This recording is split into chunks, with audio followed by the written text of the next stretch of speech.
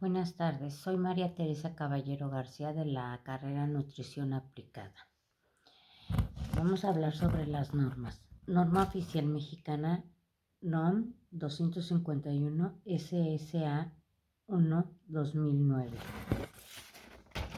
El apéndice D normativo. Historia clínica del paciente diabético. En la visita inicial se debe registrar, además de una historia clínica adecuada, la siguiente información: tiempo de evolución clínica de la enfermedad, historia familiar de diabetes y complicaciones cardiovasculares, descripción de la alimentación habitual del paciente, tratamiento empleado previamente, patrón de actividad física que incluya la actividad laboral, historia de complicaciones agudas, historia o presencia de infecciones, piel, pies, dental, genitourinaria, búsqueda de complicaciones tardías, exploración de fondo de ojo, pulsos de miembros inferiores, soplos carotídeos, examen de los pies, neuropatía somática, neuropatía visceral, consumo de otros medicamentos que pudiesen alterar la concentración de glucosa y o lípidos, búsqueda de otros factores de riesgo cardiovascular, antecedentes ginecobstetricios,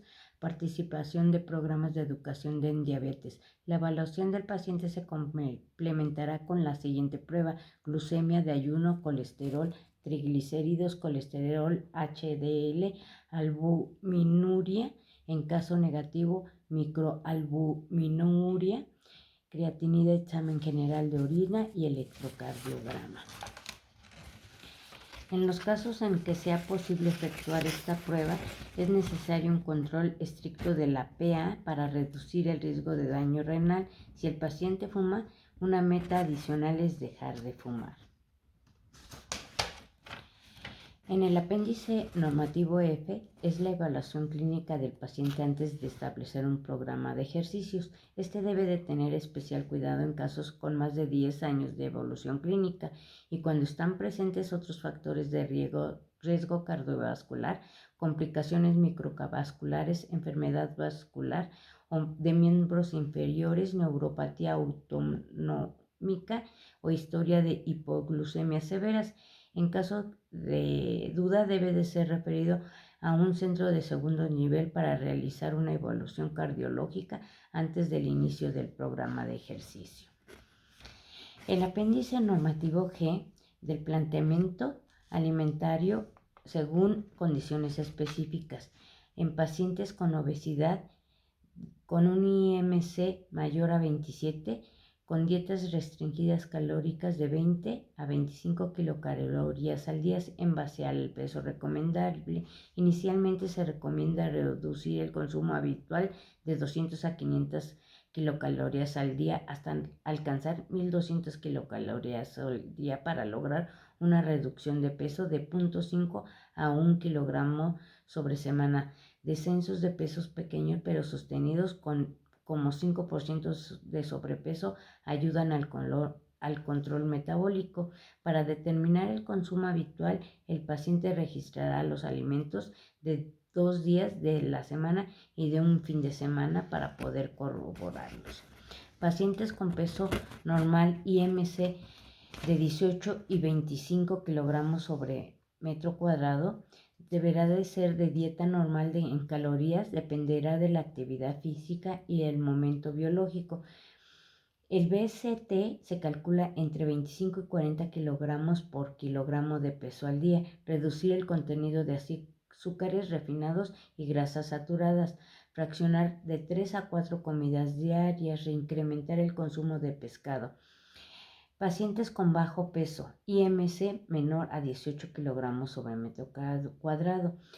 Dieta con alto consumo calórico, tratamiento adecuado para lograr peso normal, incrementar el consumo de pescado. Pacientes con colesterol elevado, limitar el consumo de todo tipo de grasas de origen animal, incrementar el consumo de pescado, aumentar la ingesta de alimentos ricos en ácidos grasos monoinsaturados sin superar lo indicado en el plan alimentario. Utilizar aceites vegetales poliinsaturados, maíz, girasol, cártamo. Evitar alimentos con alto contenido de colesterol como las yemas de huevo, vísceras, etc.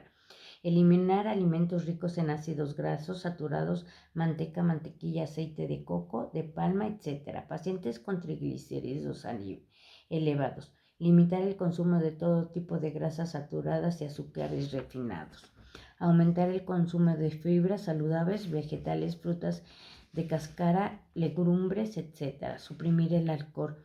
Pacientes con ácido úrico elevado. Evitar factores persistentes con el descenso brusco de peso, reducir ingesta de quesos, vísceras, etc. y carnes rojas y embutidos, evitar o reducir el consumo de alcohol.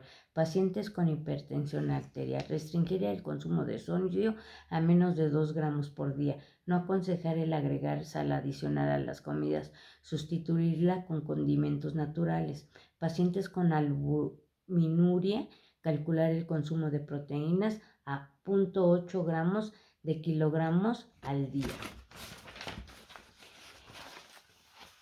La norma 043 SSA2 del 2012 de Servicios Básicos de Salud, Promoción, Educación para la Salud en materia alimentaria, criterios para brindar atención.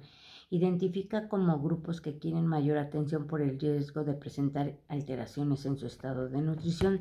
De acuerdo con los resultados de investigación recientes y de la información procedente de los sistemas de información de salud, se ha encontrado que la estatura baja, de bajo peso y emanación han disminuido. En contraste, el sobrepeso y la obesidad en la población en general, así como la hipertensión arterial, la arteriosclerosis, la diabetes mellizos, el cáncer y la osteoporosis han mostrado un notable incremento en los últimos años.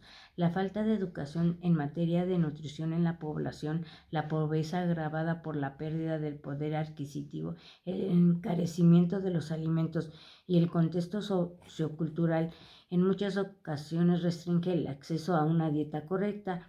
En este mismo contexto es importante mencionar que los programas de orientación alimentaria generan una demanda de alimentos que debe sustentarse en la producción y en el abasto oportuno de los productos, así como en la factibilidad de acceso a ellos, protegiendo a la soberanía alimentaria de la nación. Esto exige el crecimiento y preferencia de los alimentos locales y regionales por parte del personal encargado de estas tareas.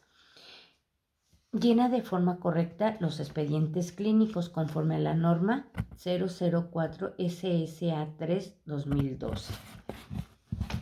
En la atención diaria del paciente es indispensable el uso y llenado de expedientes clínicos. Se trata de un instrumento de gran relevancia para la protección de salud. A través de la información contenida y de los datos personales se hace constar el proceso de atención médica, las diversas intervenciones a las que han sido sometidos. Además, también describe su estado de salud, detalles de su caso y bienestar físico, mental y social.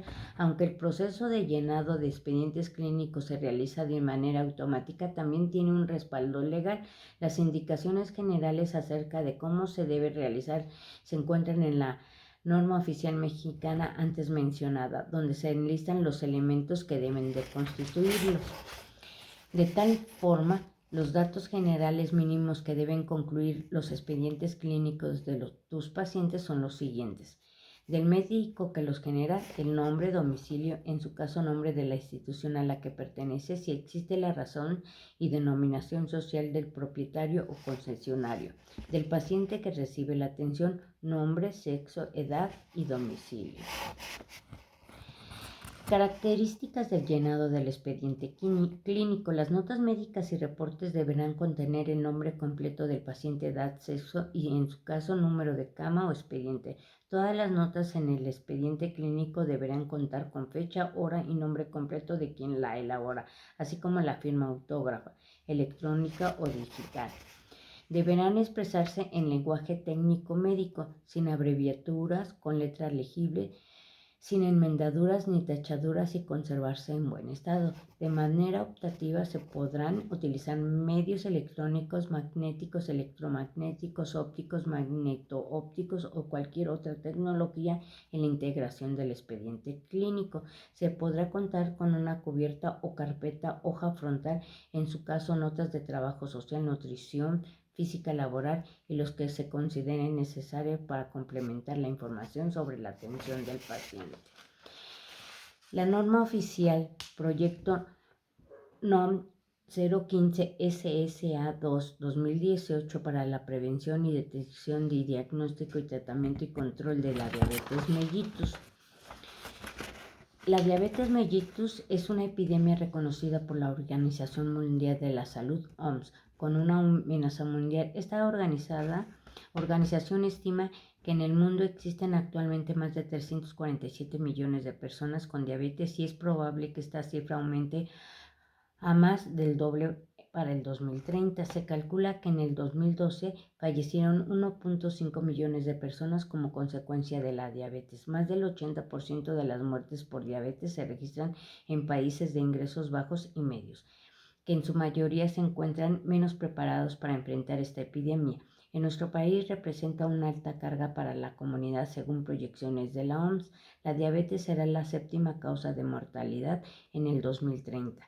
Los datos de la Encuesta Nacional de Salud y Nutrición en SANUD 2006 indicaron una prevalencia de diabetes mellitus de 14.1% en la población entre 20 y 65 años. En la ENSANUD 2012, 9.17%, 6.4 millones de adultos mexicanos. En México, la diabetes mellitus ocupa el primer lugar en número de defunciones por año, siendo las enfermedades cardiovasculares las principales causas de esta mortalidad, 70 al 80%. Las tasas de mortalidad muestran una tendencia ascendente en ambos sexos, con más de 70,000 muertes y 400,000 casos nuevos en el año 2010. La diabetes es un factor de riesgo cardiovascular y equivale a haber sufrido infarto de miocardio previo. La diabetes mellitus es un padecimiento no curable, crónico progresivo, de tratamiento complejo que requiere profesionales de la salud capacitados en el manejo de la enfermedad, de acceso a los medicamentos e insumos necesarios, la educación para vivir con diabetes y de participación activa y comprometida de la persona con diabetes en la gestión del día con día en la enfermedad para el control adecuado de su padecimiento. Las intervenciones deben de ser adaptadas a las características y necesidades del paciente. La ausencia de alguna de estas condiciones favorece el desarrollo de complicaciones con las consecuencias trastornos de la calidad de vida, muertes prematuras e incremento en los costos de atención y tasas de hospitalización. Al igual que otros países, México enfrenta el reto de hacer eficaces y eficientes los programas institucionales para la contención de esta enfermedad. La aplicación de esta norma contribuirá a reducir la elevada incidencia de la enfermedad, a evitar o retrasar sus complicaciones y a disminuir la carga de enfermedad y mortalidad. Proyecto de norma oficial mexicana, PROCH NOM 030 SSA2 2017 para la prevención y detección, diagnóstico, tratamiento y control de la hipertensión arterial sistémica. La hipertensión arterial sistémica es uno de los factores de riesgo cardiovascular más prevalecientes en la sociedad modernas, entre ellas la mexicana. Diversas encuestas realizadas en nuestro país en los últimos 22 años han mostrado un incremento sostenido de su prevalencia en personas de 20 años y más edad, siendo del 26.6% en población de edad igual o mayor a 20 años reportada en la Encuesta Nacional de Enfermedades Crónicas. En el año de 1993 del 30.05% en la Encuesta Nacional de Salud, en el año 2000 del 31.6% en la Encuesta Nacional de Salud y Nutrición y en el año del 2006. Observando una cifra similar del 31.5% en la Encuesta Nacional de Salud y Nutrición en el año 2012. La prevalencia ha aumentado en relación a la edad, como lo demuestran los reportes de estudio de factores de riesgo de México 2007 FRIMEX y en la Encuesta Nacional de Salud y Nutrición del año 2012.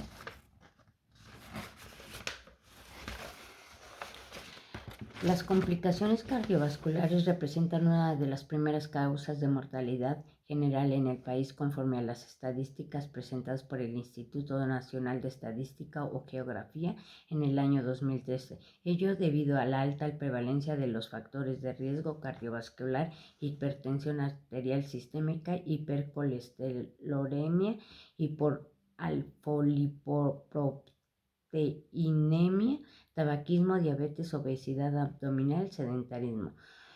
Como en México, en el resto del mundo, las enfermedades cardiovasculares son la principal causa de muerte. Aproximadamente representan el 30% del total de muertes y de los años de vida saludable perdidos. La hipertensión arterial sistémica, mediante numerosos mecanismos, provoca diferentes lesiones vasculares, tales como aterosclerosis, arterioloclerosis y arterioloclerosis hipertensiva, arterioloclerosis calcinótica, lipohialinosis y necrosis fibrinoide. El daño vascular provoca complicaciones en los órganos blancos como el cerebro, el ojo, el corazón, las arterias y el riñón. La norma oficial mexicana NOM 037 SSA-2-2002 para la prevención y el tratamiento del control de las dislipidemias.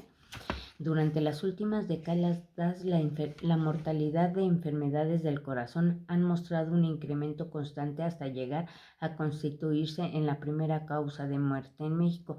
Una situación similar ha ocurrido con la enfermedad cardiovascular, que ocupa el sexto lugar dentro de la mortalidad general. Entre las principales causas para el desarrollo de estas enfermedades se encuentra la aterosclerosis, alteración estrechamente asociada a las dislipidemias, cuyas presentaciones clínicas pueden ser hipercolesterolemia, hipertriglicidemia, hipoalfolipropoteinemia, hiperlipidemia mixta. Las dislipidemias pueden obedecer a causas genéticas o primarias o causas secundarias. En el caso particular de la hipercolesterolemia secundaria, se consideran como causa de diabetes la obesidad, el hipotiroidismo y el síndrome nefrótico. La hipertriglicidemia secundaria puede tener como causa a la diabetes, el alcoholismo, la obesidad, el síndrome de la resistencia a la insulina, la insuficiencia renal, la ingesta elevada de azúcares refinadas, así como el uso de betabloqueadores, diuréticos y corticoides anabólicos. También los procedimientos de diálisis y hemodiálisis pueden actuar como causa desencadenante de esta dislipidemia. Por otra parte, con el tabaquismo, el ejercicio anaeróbico y el uso de progestágenos y o andrógenos se puede presentar una disminución sérica de C-HDL,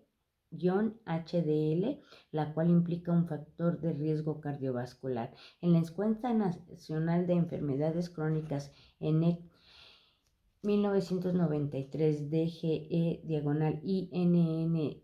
se observó entre la población general una prevalencia de hipercolesterolemia del 8.8% y en la población adulta de 20 a 69 años de 11.02%, mientras que en el 20% de esta población se encontró hipertrigliceridemia y el 36% presentó concentraciones anormalmente bajas de CHDL, todo lo cual representa un importante riesgo de enfermedad cerebro y cardiovascular. De lo anterior se deriva las necesidades de sujetar a una norma las acciones y programas de sector salud que permiten reducir la incidencia de las dislipidemias entre la población en general y lograr la educación, prevención y detección y control de quienes sufren estas alteraciones o quienes presentan el riesgo a desarrollarlas. La norma oficial NOM 008 SSA-3 2017 para el tratamiento integral de sobrepeso y obesidad. El sobrepeso y la obesidad son condiciones que se relacionan con la susceptibilidad genética, con trastornos psicológicos, sociales y metabólicos que incrementan el riesgo para desarrollar comorbilidades comorbilidades tales como hipertensión arterial, diabetes mellitus tipo 2, enfermedades cardiovasculares y cerebrovasculares, así como algunas neoplasias en mama, endometrio, colon, próstata, entre otros padecimientos. México ocupa el segundo lugar de obesidad a nivel mundial y de manera particular el primer lugar de obesidad infantil, siendo un problema de salud pública debido a su magnitud y trascendencia. De acuerdo a la Encuesta Nacional de Salud y Nutrición en Medio Camino en Sanaut 2016, realizada por el Instituto Nacional de Salud Pública, se demuestra un aumento de la prevalencia de sobrepeso y la obesidad en menos de 5 a 11 años de edad. Disminuye del 34% en 2012 a 33.2% en 2016, una reducción del 1.2 puntos porcentuales. La prevalencia de sobrepeso fue de 17.9% y el de la obesidad 15.3%. En 2016 la cifra fue de 1.9 puntos porcentuales menos que la obesidad del 2012. En la población adulta mayor de 20 años de edad, la prevalencia combinada de sobrepeso y la obesidad pasó del 71.2% en 2012 al 72.5% en 2016. Este aumento es de 1.3 puntos porcentuales. En mujeres adultas se observa un aumento en las cifras de sobrepeso y obesidad. La prevalencia combinada es de 75.6% y en los hombres la prevalencia combinada es del 69.4% en 2016. Aunque la prevalencia combinada del sobrepeso y obesidad no son muy diferentes en zonas urbanas, 72.9%, que en las rurales 71.6%. La prevalencia de sobrepeso fue de 4.5 porcentuales, más alta que las zonas rurales, mientras que la prevalencia de obesidad fue de 5.8 porcentuales, más alta en las zonas urbanas. Por ello, con la finalidad de fortalecer y apuntalar las acciones de la Estrategia Nacional para la Prevención y Control del Sobrepeso, la obesidad y la diabetes, esta norma considera los criterios para el tratamiento integral y el control del creciente número de pacientes que presentan sobrepeso y obesidad, de acuerdo con las circunstancias de cada caso, e invariablemente se tomarán en cuenta los principios científicos y éticos que orientan la práctica médica, nutrióloga y psicológica, así como la libertad prescriptiva de los profesionales de la salud. Cabe destacar que en esta norma regula la práctica de los profesionales y técnicos de las disciplinas para la salud, quienes deberán de presentar sus servicios en beneficio de los pacientes con sobrepeso y obesidad. Con esto vimos varias normas que nos dejan ver cómo debemos tratar las enfermedades crónicas degenerativas para poder ayudarnos. Les doy las gracias por la atención a esta presentación. Gracias.